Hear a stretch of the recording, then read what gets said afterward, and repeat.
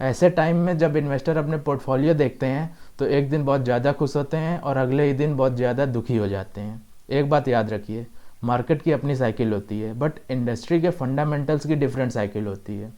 और जब वॉलेटिलिटी होनी ही है तो सिर्फ एक चीज़ का ध्यान रखिए कि वॉलेटिलिटी में बुलिश बायस है या बियरिश बायस है। मार्केट साइकिल से ज़्यादा इंडस्ट्री साइकिल्स में फोकस करिए, क्योंकि मार्केट साइकिल एक साल में कई बार रिपीट होगी, पर इंडस्ट्री के फंडामेंटल्स में जो होगा वो फाइनली स्टॉक प्राइस डिसाइड करेगा।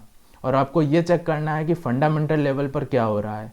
एफएमसीजी कंपनीज का एग्जांपल लेते हैं। सारे रॉ मटेरियल्स जो फूड एंड बेवरेजेस आइटम बनाने में लगते हैं, शुगर से लेके पाल्म ऑयल तक, सबके प्राइस बढ़ गए।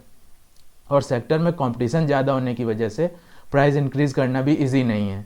तो ये तो हमेशा से मुश्किल था कि इस सेक्टर की कंपनीज में हमें मार्जिन इंप्रूव होती हुई दिखे, but at the same time बहुत हाई प्रोबेबिलिटी है कि इनकी टॉप लाइन स्ट्रांग हो जाए।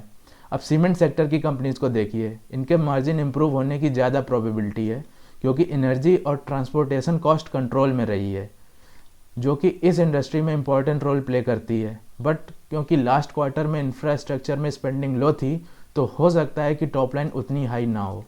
फंडामेंटल को 2 मिनट साइड में भी कर दें तो आपको एज एन इन्वेस्टर अपनी पर्सनल टेंडेंसीज में कंट्रोल करना होगा। इसी से डिसाइड होगा कि आप मार्केट में पैसे बनाएंगे या नहीं। एक एग्जांपल लेते हैं। सपोज एक स्टॉक जो 100 रुपीज़ में ट्रेड कर रहा था, वो एक वीक के करेक्शन के बाद 70 में आ गया। अब ज़्यादातर इन्वेस्टर सोच रहे होंगे कि इसे एवरेज आउट कर लेते हैं, और यही हमें अवॉइड करना है।